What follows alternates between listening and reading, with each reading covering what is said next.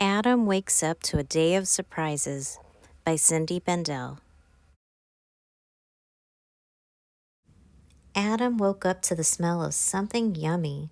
He sat up to stretch, then he changed out of his pajamas and went downstairs.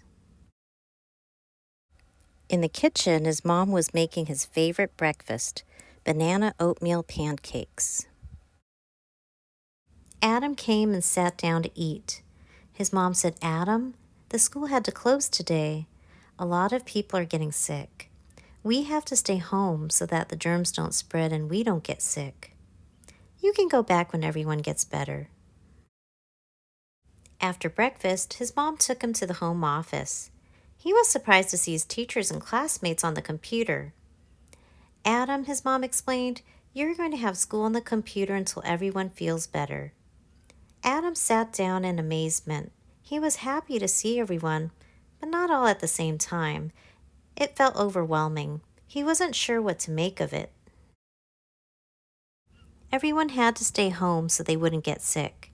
Dad set up another office in the basement. Older brother Josh was happy he could have school on the computer. He could just roll out of bed and into class.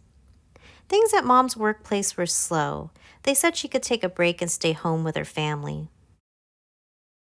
Adam continued to have school on the computer. He has autism, so his mom became his assistant and helped him with each class. He really didn't like it at all. He just wanted to be back at school. It was his happy place.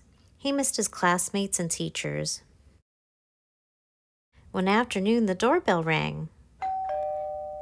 When Adam opened the door, he was surprised to see his teacher, Mrs. Nancy. "Hi, Adam," she said. "This is my dog, Ollie, and we're out for a walk. I know a lot of people are getting sick. There's a virus going around. The good news is that it's safe to go outdoors. We just have to keep some distance between each other. Would you like to come with us?" she asked. He put on his shoes and he went for a walk with them. Mrs. Nancy began to organize outdoor activities in the afternoons. She gathered the students together to play board games. It was a good way to practice taking turns. Then Mom set up an ice cream cart. Mrs. Nancy and the students wheeled it around and offered ice cream to the neighbors. It was a great way to practice their social skills. It also seemed to cheer people up.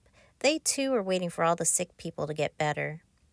Scientists were saying people should wear masks to slow down the spread of germs, so everyone practiced wearing them. Some students had sensory issues and couldn't keep them on for long. It bothered them to have a mask on their face. They continued to practice wearing masks and getting used to it. When the school year ended, they had a car parade to say thank you to Mrs. Nancy and the other autism teachers. The students and their parents appreciated all the support they had been given. During the summer, the other autism teacher, Mrs. Talid, took the students for nature walks. They did a great job keeping their distance from each other. She taught them about parts of the plant. They even saw a box turtle. Mrs. Talid also organized a play date at the school playground.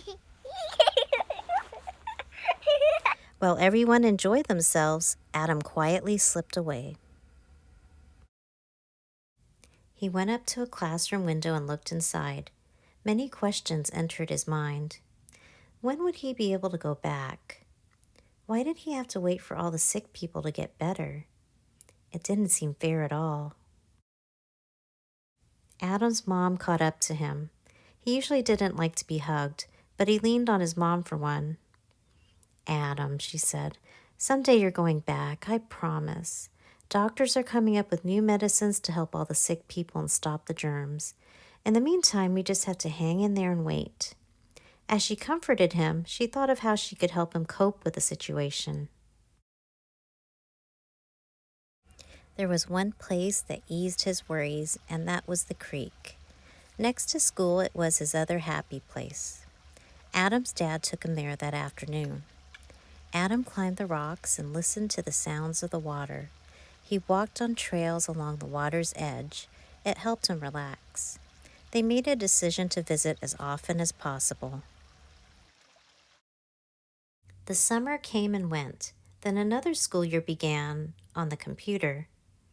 Adam still found it overwhelming, so they checked in with the teacher each morning. Then Adam worked with his mom to complete his work.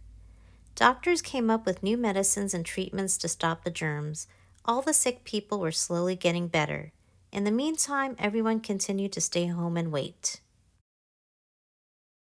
As the weather grew colder, they stayed inside. Mom turned to baking to keep Adam busy. They baked through the fall season,